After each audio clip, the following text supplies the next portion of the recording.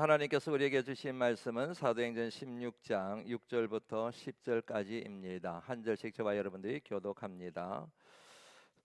지난주에도 읽었던 말씀이고 오늘도 읽고 다음 주에도 한 번 더 묵상할 예정입니다. 성령이 아시아에서 말씀을 전하지 못하게 하시거늘 그들이 부르기아와 갈라디아 땅으로 다녀가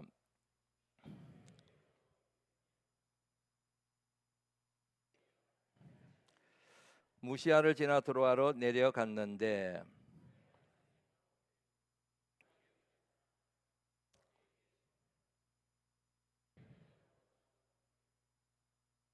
함께 읽습니다. 바울이 그 환상을 보았을 때 우리가 곧 마게도냐로 떠나기를 힘쓰니 이는 하나님이 저 사람들에게 복음을 전하라고 우리를 부르신 줄로 인정함이라라. 아멘. 우리에게 오신 지 얼마 되지 않은 어떤 자매님이 계십니다. 감사하게도 지난 주일 등록 카드를 써서 제출하셨습니다. 믿음의 식구가 되기로 결심한 거이지요. 참 감사한 일입니다. 그분이 세가족 목회실에서 이런 말씀을 하신 적이 있습니다. 목사님 설교를 듣다 보면 모든 퀘스천 마크가 느낌표로 바뀝니다. 다시 말씀드리는 본문의 말씀에 대해서나 그리고 혹은 교회에 대해서 가지고 있던 다양한 질문들이 의문들이 풀어지고 해결되어진다 하는 뜻으로 퀘스천 마크가 느낌표로 바뀝니다 하는 그런 표현을 사용하셔서 말씀하셨습니다. 지난 주일 세가족 목회실에서는 이런 말씀을 하셨습니다. 오늘 말씀을 듣고 기도를 하는데 눈물이 났습니다. 그 말씀을 하시는데 눈물을 글썽이시더라고요. 눈물을 글썽이면서 오늘 설교를 듣고 기도를 하는데 눈물이 났습니다. 궁금했습니다. 여쭈었습니다. 그렇게 눈물 나신 이유가 무엇이라고 생각하십니까? 그렇게 물었더니 이유는 잘 모르겠습니다. 그냥 눈물이 났습니다 라고 답을 하셨습니다. 그래서 제가 그분에게 이렇게 말씀을 드렸습니다. 그것을 일러서 은혜라고 합니다. 그것이 바로 하나님의 은혜입니다. 이 시간 함께 말씀을 나누고 기도할 때에 이 같은 은혜가 이 자리에 있는 우리 모두에게 임하길 말씀이 육신이 되어 우리 가운데 가시는 주님의 이름으로 축원합니다. 지난 시간에 나눈 것처럼 오늘 본문 말씀은 예수 그리스도의 복음이 아시아를 넘어 유럽으로 건너간 사실을 기록하고 있는 정언하고 있는 말씀입니다. 사진 다시 한번 보시겠습니까? 아시아가 노지요. 사도 바울의 제2차 선교 여행에 대한 지도입니다. 아시아가 놉니다. 저 아시아를 건너서 마게도냐, 유럽이지요. 유럽으로 건너가게 된 기독교 역사에 있어서 그야말로 획기적인 사건을 기록하고 있는 본문의 말씀이 오늘 말씀이다. 그냥 읽을 때는 아무렇지도 않게 넘어가게 되는데 이 같은 사실을 읽고 이 말씀을 들여다보면 이 말씀에 배어있는 하나님의 뜻이 얼마나 큰지 우리가 깨달을 수가 있습니다. 오늘 이 본문의 말씀을 통하여 하나님이 우리에게 주시고자 하는 뜻을 헤아리기 위하여 세 가지 키워드를 여러분들에게 소개하며 말씀을 나누어야 되는데 시간이 부족해서 오늘은 하나만 여러분들과 생각을 나누려고 합니다. 오늘 본문 9절 말씀 10절 말씀 같이 한번 읽어보실까요? 읽습니다. 시작. 밤에 환상이 바울에게 보이니 마게도냐 사람 하나가 서서 그에게 청하여 이르되 마게도냐로 건너와서 우리를 도우라 하거늘 바울이 그 환상을 보았을 때 우리가 곧 마게도냐로 떠나기를 힘쓰니 이는 하나님이 저 사람들에게 복음을 전하라고 우리를 부르신 줄로 인정함이러라. 이 말씀에 반복해서 나오는 주목해 봐야 될 표현이 하나 있습니다. 환상이라는 표현입니다. 영어 성경에는 비전이라는 단어, 우리가 잘 알고 있는 표현이죠. 비전이라는 단어로 표현되어 있습니다. 환상이 사도 바울에게 보였습니다. 사도 바울이 환상을 봤다는 그런 증언의 말씀이지요. 지난 시간에 말씀을 나누었던 것처럼 사도 바울이 아시아 지역에서 복음을 전하기 위하여 힘을 쏟았습니다. 그런데 그가 아시아 지역의 어떤 지역을 가서 복음을 전하던 성령께서 막으셨습니다. 오늘 본문 6절 말씀 같이 한번 읽어보실까요? 읽습니다. 시작. 성령이 아시아에서 말씀을 전하지 못하게 하시거늘 그들이 부르기아와 갈라디아 땅으로 다녀가. 그러자 아시아의 다른 지역으로 갔습니다. 그곳에서 또 복음을 전하기 위하여 용을 씁니다. 힘을 씁니다. 7절 말씀 보시겠습니까? 역시 마찬가지로 예수의 영, 다시 말씀드리면 성령이 막았습니다. 허락하지 않았습니다. 이상하잖아요. 다른 일도 아니지 않습니까?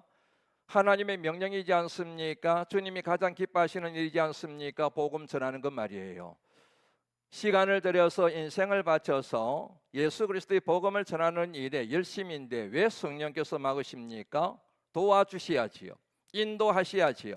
함께 하셔야지요. 누군가가 선교의 길을 가로막으면 그것을 뚫어주셔야 되지요. 그런데 오늘 본문 말씀을 자세히 읽어보면 성령 하나님께서 복음의 사역을 도와주시기는커녕 오히려 가로막습니다. 하지 못하게 하십니다. 허락하지 않으십니다. 도대체 그 이유가 뭘까? 이 이유에 대한 1차적인 의미는 지난 주일에 함께 생각을 나누어 봤습니다. 더 깊은 이유가 있습니다. 이 말씀을 읽는 독자된 우리들은 왜 그랬을까 하는 의문만 가지지, 그 당시 사도 바울의 입장에서는 답답해 미칠 지경인 거예요. 다른 일이 아닙니다. 여행 간 것이 아닙니다. 놀러 간 것이 아닙니다. 나들이 간 것이 아닙니다. 휴가차 간 것이 아닙니다. 자신의 인생을 걸고 생명을 걸고 복음을 전하러 갔잖아요. 그런데 복음을 전하는 모든 곳에서 일일이 다 막힙니다. 그야말로 복장 터질 일인 거예요. 도대체 이유가 뭘까? 다른 일도 아닌데 주님의 명령에 순종했을 뿐인데 왜 이렇게 성령께서 허락하지 않으시고 일일이 다 막으실까? 답답하지 않겠습니까? 그런 답답한 심령을 가지고 이 자리에 나오신 성도님들도 계신 줄로 믿습니다. 그 같은 답답한 문제가 해결될 줄 주의 이름으로 축원합니다. 바로 그때에 사도 바울이 환상을 보게 됩니다. 그 환상의 내용은 마게도냐에 있는 어떤 사람이 서서 와서 우리를 도와달라라고 하는 내용입니다. 다시 말씀드립니다. 환상을 봤습니다. 헛것을 본 게 아닙니다. 어떤 사람이 서서 이리로 건너와서 우리를 도와주십시오. 우리를 도와주십시오라고 하는 환상을 보게 됩니다. 사도 바울이 그 같은 환상을 보는 순간 아차 했습니다. 하나님의 뜻을 깨달았기 때문입니다. 왜 성령께서 그가 복음의 사역을 감당하고 하나님 말씀을 전할 때 일일이 다 막으셨는가? 왜 허락하지 않으셨는가? 그 이유를 그 환상을 보는 순간 깨달았기 때문입니다. 그것은 바로 아시아를 벗어나서 이제는 유럽으로 건너와서 복음의 말씀을 전하라는 하나님의 뜻을 깨달았기 때문입니다. 그래서 여러분, 사도 바울은 즉시로 아시아에 사도 모든 사역을 다 정리하고, 흔히 하는 말로 캠프를 정리하고 짐을 꾸려서 유럽으로 건너가서 복음의 사명을 감당하게 됩니다. 그리하여 유럽의 복음의 전초기지라고 말할 수 있는 빌립보 교회, 에베소 교회를 세우게 되고, 그를 통하여 온 유럽으로 복음이 전파되는 그런 기틀을 마련하게 됩니다. 적극적으로 순종했습니다. 왜냐하면 그게 바로 하나님의 뜻이었기 때문입니다. 오늘 본문 말씀에 나오는 환상, 이 환상은 바로 하나님의 계시의 통로, 하나님의 계시의 도구라고 말씀드릴 수가 있습니다. 왜냐하면 이 같은 환상을 통하여 사도 바울이 하나님의 뜻을 깨달았기 때문입니다. 다시 말씀드립니다. 오늘 본문 말씀에 나오는 환상은 하나님께서 사용하시는 하나님의 계시의 통로요, 하나님의 계시의 도구였습니다. 방금 우리 교회 안에서 참 많이 사용되고 있는, 신학에서 중요하게 취급하고 있는 중요한 신학적인 표현을 하나 여러분에게 말씀을 드렸습니다. 그것은 바로 계시라는 표현입니다. 계시. 여러분들에게 한번 여쭤볼까요? 계시란 뭡니까? 무엇을 일러서 여러분들은 계시라고 생각하십니까? 계시의 문자적인 의미를 풀어서 설명드리면 이렇습니다. 하나님께서 하나님의 백성들에게 자기 자신과 하나님의 뜻을 드러내는 모든 방식들, 모든 방법들을 총칭하여 어려운 말로 계시라고 말합니다. 그러므로 우리는 하나님이 계시하는 통로를 통하여 하나님을 만날 수 있습니다. 하나님을 볼 수가 있습니다. 하나님의 뜻을 헤아릴 수가 있습니다. 이처럼 여러분, 하나님께서 하나님 자신과 하나님의 뜻을 알리는 계시의 방법에는 다양하게 있습니다. 가장 우선적으로 꼽는 것이 바로 자연입니다. 하나님이 천지우주 만물을 창조하셨습니다. 믿으시면 아멘 하시죠. 만물이 다 하나님의 것입니다. 하나님의 솜씨입니다. 그러므로 우리는 자연을 통하여 하나님을 알 수 있습니다. 하나님의 음성을 들을 수 있습니다. 하나님을 만날 수가 있습니다. 하나님이 얼마나 위대한 분이신지를 경험할 수가 있습니다. 이 같은 이유로 시편 기자들 가운데 많은 사람들이 자연을 통하여 하나님을 인정하고 자연을 통하여 하나님의 성원을 찬양하며 자연을 통하여 하나님의 뜻을 자각했음을 고백하는 내용들이 시편에 참 많이 나옵니다. 그 중에 하나입니다. 시편 19편 1절 말씀입니다. 하늘이 하나님의 영광을 선포하고 있구나. 그리고 궁창이, 땅에 있는 모든 것들이 다 하나님이 손으로 지으신 것을 다 드러내고 있구나. 다시 말씀드리면 하늘과 땅, 천지, 그 중간에 있는 모든 만물들이 다 하나님이 창조주이심을, 하나님이 전지전능하신 분이심을, 그리고 그 하나님이 사계절을 통하여, 날씨를 통하여, 열매를 통하여 우리들에게 주시는 메시지가 있다는 것이 시편 기자들의 신앙 영성이었다는 얘기입니다. 이 같은 배경하에서 나온 찬양이 있지 않습니까? 제가 잘 못 불러서 안 부르는데 가사만 읽어드리면 그랬지요. 주 하나님 지으신 모든 세계 내 마음속에 그리워 볼 때 하늘의 별 울려 퍼지는 내성 주님의 영광 우주에 찬네. 그러지 않습니까? 자연을 보면은 예수를 믿는 사람, 진짜 하나 살아계신 하나님의 은혜에 사로잡힌 사람은 풀 한 포기를 봐도 은혜를 받게 되지요. 하늘의 별만 봐도 하나님의 위대하심을 고백할 수밖에 없지 않습니까? 사계절을 통하여 우리 인생에 주신 하나님의 깊은 메시지도 받아들이게 되지 않습니까? 그냥 세월이 지나는구나, 나이를 먹는 거지 뭐, 열매 맺을 때가 됐네, 1차적인 의미로 받아들이는 것이 아니라 우리가 살아가는 모든 자연 환경 속에서 하나님을 만나게 되고 하나님의 음성을 듣게 되고 그리고 하나님의 뜻을 분간하는 영성이 예수님을, 하나님을 제대로 믿는 사람들에게 나타나는 특징임을 누가 부인할 수가 있겠습니까? 그런데 하나님은 자연을 통하여 하나님 자신과 하나님의 뜻을 일러주시는데 만족하지 않으시고 말씀을 통하여, 하나님 말씀을 통하여 하나님과 하나님 자신을 더 구체적으로, 더 직접적으로, 더 분명하게 드러내시기를 원하신다는 사실을 말씀을 읽어보면 알 수가 있습니다. 하나님께서 말씀을 통하여 하나님 자신과 하나님의 뜻을 일러주시는 방법에도 여러 가지가 있습니다. 그 중에 여러분 히브리서 1장 1절 말씀 같이 한번 읽어보실까요? 읽습니다. 시작. 통하여 여러 부분과 여러 모양으로 우리 조상들에게 말씀하신 하나님이, 옛적에라는 표현이 넣지요. 이 말씀 그대로 띄워주시면 좋겠습니다. 옛적에, 다시 말하면 구약 시대에는, 예수 그리스도가 오시기 전에는, 기록된 성경 말씀을 주시기 전에는 하나님께서 선지자들을 세우시고 그 선지자들에게 여러 부분 여러 모양을 통하여 우리에게 말씀하셨다. 여기에 여러 부분 여러 모양이라는 게 바로 환상입니다. 그리고 꿈입니다. 그리고 신탁입니다. 그리고 기적입니다. 이 같은 도구들을 통하여, 이 같은 통로를 통하여 하나님께서 선지자들에게 말씀을 주시고 그 같은 말씀을 들은 하나님의 선지자들이 하나님의 백성들에게 하나님의 뜻을 일러주시는 그 같은 방식을 택했음을 증언하고 있는 말씀이 바로 히브리서 1장 1절 말씀입니다. 이 같은 방법만 있는 것은 아닙니다. 민수기 12장 8절 말씀 같이 한번 읽어보실까요? 읽습니다. 시작. 그와는 내가 대면하여 명백히 말하고 은밀한 말로 하지 아니하며 그는 또 여호와의 형상을 보거늘 너희가 어찌하여 내 종 모세의 비방하기를 두려워하지 아니하느냐. 내가 그와는 대면하여 말했다는 표현이 나오지요. 여기서 그는 바로 모세를 의미합니다. 잘 아시는 것처럼 하나님께서 장인 이드로의 양떼를 모세가 호렙산에서 치고 있을 때 찾아오셨습니다. 그에게 말씀하셨습니다. 다시 말씀드리면 어떤 사람을 통하여 말씀하신 게 아니고, 환상을 통하여 말씀하신 게 아니고, 꿈을 통하여 말씀하신 게 아니고, 하나님이 모세를 직접 대면하여 직접적인 언어의 전달을 통하여 그를 부르시고 그에게 말씀하셨음을 증언하고 있는 말씀이지요. 그런데 하나님께서 말씀을 통하여 분명하게 자신을 알리시는 하나님 계시는 예수 그리스도에게서 절정을 이루게 됩니다. 다시 말씀드립니다. 하나님이 직접 말씀하실 때가 있었습니다. 옛적의 선지자들을 통하여 말씀하셨습니다.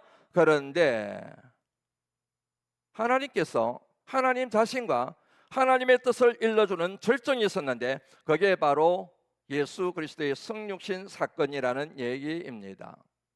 왜냐하면 예수 그리스도는 인간의 몸을 입고 이 땅에 오신 하나님의 아들이시며 하나님 자신이기 때문입니다. 이 같은 사실을 반영하고 있는 말씀이 바로 히브리서 1장 2절 말씀입니다. 1장 1절 말씀은 제가 소개해드렸지요.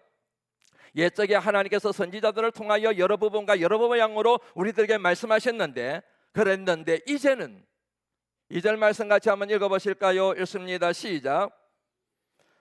마지막에는 아들을 통하여 우리에게 말씀하셨으니 맞습니다. 예전에는 그랬는데 예전에는 꿈이나 환상이나 그리고 신탁을 통하여 기적을 통하여 말씀하셨는데 이제는 아들을 통하여 우리에게 말씀하셨다. 이 아들이 누구예요?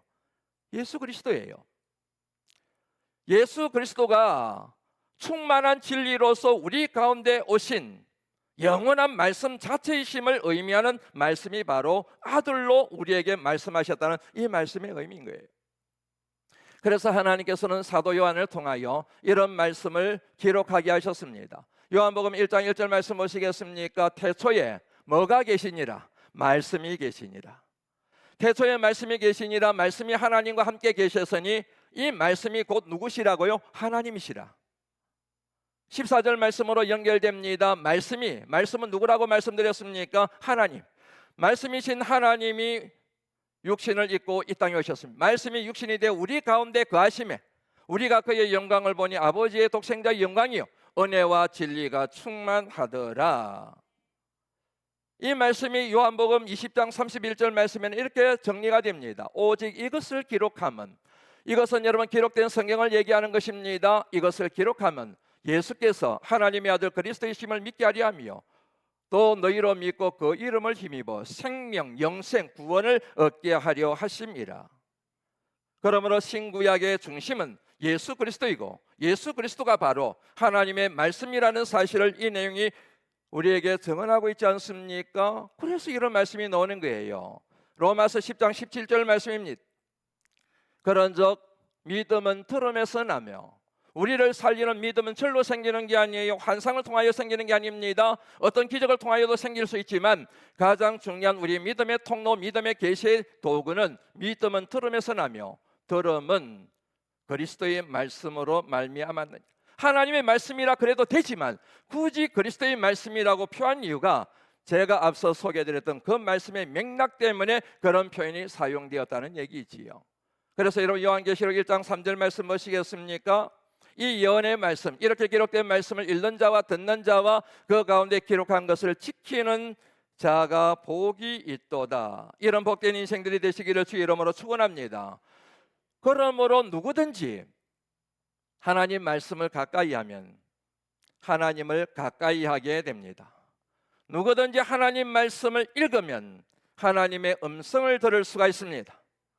누구든지 하나님 말씀을 묵상하게 되면 하나님의 뜻을 깨달을 수가 있게 됩니다. 하나님 뜻 모르신다고요? 하나님 만난 적 없으시다고요? 하나님 음성을 한 번도 들은 적 없으시다고요? 성경을 안 봤으니까 그런 거지요. 하나님의 계시의 책을 보지 않았기 때문에 그런 거 있지요. 하나님의 말씀을 읽고 하나님의 말씀을 보면 하나님의 음성을 듣고 하나님을 만나게 된다고 말씀하셨는데 엉뚱한 것에 천착하여 있으니 평생을 예수님을 믿어도 하나님 음성 한 번 제대로 들어본 적 없고 하나님을 만난 적 없이 신앙의 여정을 걸어가는 것이지 않겠습니까?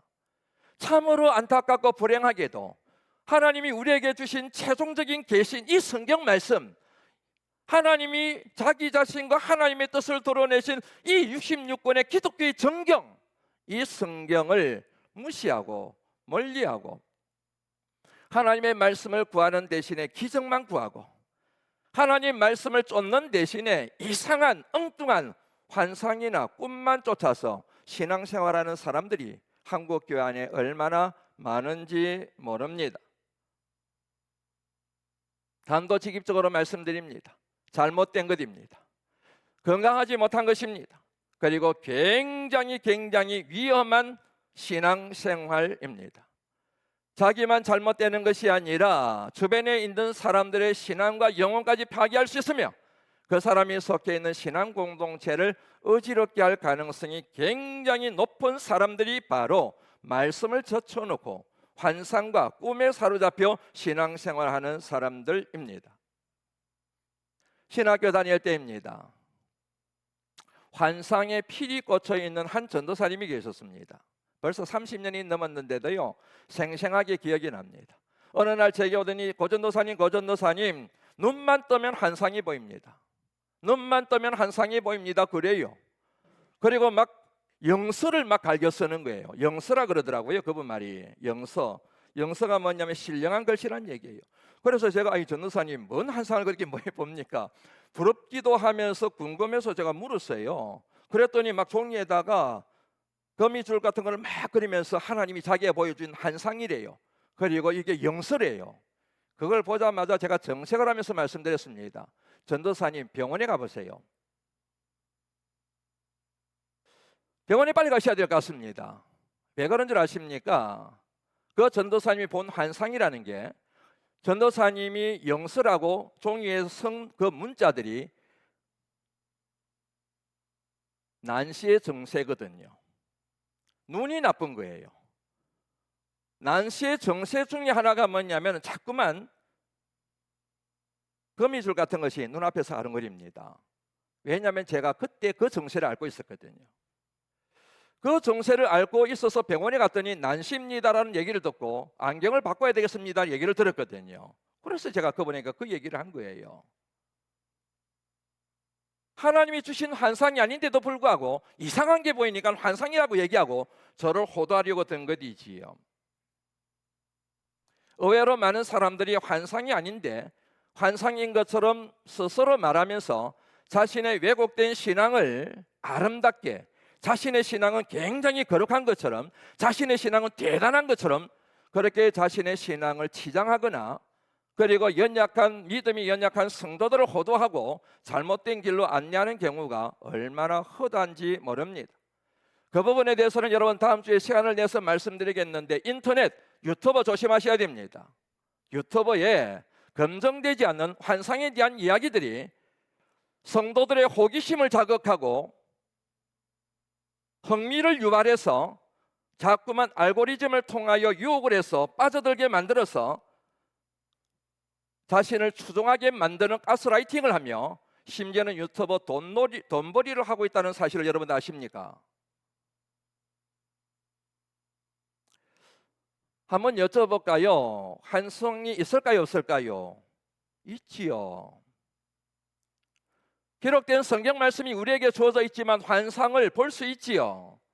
더 정확하게 말씀드리면 하나님께서 우리에게 어떤 사람에게 어떤 목적을 가지고 환상을 보여주실 수가 있는 거지요. 그런 환상을 본 사람들은 조심해야 됩니다. 경계해야 됩니다. 그리고 겸손해야 합니다. 왜냐하면 자칫 잘못하다가는 자신이 영적으로 대단히 우월한 것처럼 영적 우월주의에 사로잡힐 가능성이 많으며 자신의 믿음은 대단한 것처럼 의인의식에 사로잡힐 가능성이 많으며 그리하여 믿음이 연약한 사람들을 무시하고 멸시하는 교만하고 오만한 신앙의 태도가 나올 가능성이 굉장히 높은 사람들이 바로 그런 사람들이기 때문입니다. 만일 하나님께서 어떤 분에게 환상을 보여주셨다고 한다면 거기에는 사명이 있습니다. 하나님이 왜 그분으로 하여금 뭔가를 보게 하셨겠습니까? 사명 때문입니다. 기도의 사명 때문입니다. 섬김의 사명 때문입니다. 너가 본 그것에 대하여 헌신하라는 거예요. 그래서 여러분 우리말 번역이 저는 못마땅합니다. 우리말 번역에는 환상이라고 되어 있지만 앞서 소개해드렸던 것처럼 영어 성경에는 환상과 관련된 판타스틱이라든지 드림이라든지 이런 단어를 사용하지 않고 비전이라는 단어를 그래서 사용하는 거예요. 사명이기 때문에 환상은 언제나 사명으로 연결되어져 있는 겁니다. 눈에 헛것이 보이는 것이 아닙니다. 이상한 것을 보고 망상에 사로잡히는 게 아닙니다. 허상에 사로잡히는 게 아닙니다. 하나님의 비전, 하나님의 사명, 하나님께서 이거를 보여주심으로 나로 하여금 이 사명을 감당하라고 하시는구나, 이렇게 딱 마음을 먹어야 되는데, 그런데 이상한 것, 제대로 된 환상을 보지 않고서도 나 환상 봤다 그러면서 앞서 소개해드렸던 그 전도사님처럼 자신은 대단히 영적으로 우울한 것처럼 생각하고, 자신보다 좀 못하는 사람들에게 막 가르치려고 들고, 조언하려고 들고, 상담하려고 들고, 그리고 심지어는 믿음이 연약한 것에 대하여 비난하고 정죄하고, 누가 들어도 잘못된 거잖아요. 말씀에 토한 환상을 본 사람들은 말 없이 조용하게 섬깁니다. 하나님이 주신 소명에 따라 헌신합니다. 그를 통하여 성도들의 본이 됩니다. 그를 통하여 신앙 공동체 교회를 든든하게 세워가는 축복의 통로가 되는 사람들이 바로 하나님의 사명을 쫓아 말씀에 토한 환상을 본 사람들에게 나타나는 특징이란 얘기예요. 그런데 그러지 않는 사람들은 막 여기저기 다니면서 얘기를 해요. 자꾸만 뭐냐면 환상 봤다 그러면서 막 얘기를 해요. 막 가르치려고 들어요. 비난해요. 정죄해요. 자기 막 어깨에 힘을 주고 그래요. 그것 때문에 교회가 어려워지게 되고, 연약한 교인들은 상처를 받게 되고, 그렇게 되는 거이지 않습니까? 환상을 빙자하여 자기 눈에 있는 들보는 보지 못하고, 환상을 빙자하여 교인들의 눈에 있는 틱들만 자꾸 끄집어내고, 환상을 빙자하여 교회가 이렇건 저렇건, 우리 교회는 그런 분들이 없기 때문에 제가 편하게 말씀드립니다. 앞으로도 그런 일이 없어야 됩니다. 환상을 빙자하여 교회가 어떠니 저떠니 원망하고 불평하고 뒤에서 수그렁거리는 것은, 앞으로도 그런 일이, 지금까지는 없었지만 앞으로 그런 일이 있거나 누군가가 그런 말을 하면 이거는 잘못된 것이구나, 그렇게 분별할 수 있는 믿음의 지혜자들이 되시기를 주의 이름으로 권면합니다.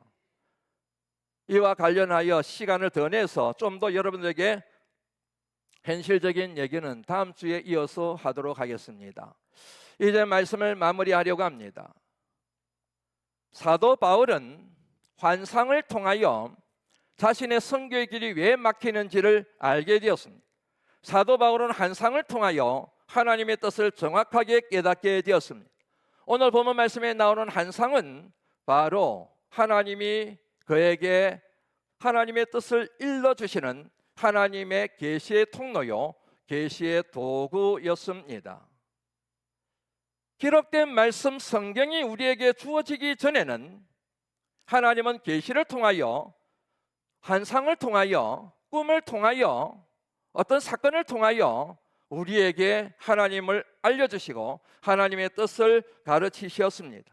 그러나 이 같은 기록된 말씀 성경이 우리에게 주어지고 난 뒤에는 하나님은 환상보다는 이 말씀을 통하여 하나님을 우리에게 드러내시고 하나님의 뜻을 우리에게 알려주신다는 사실을 마음에 꼭 새기시고 신앙생활 해 가셔야 될 줄로 믿습니다.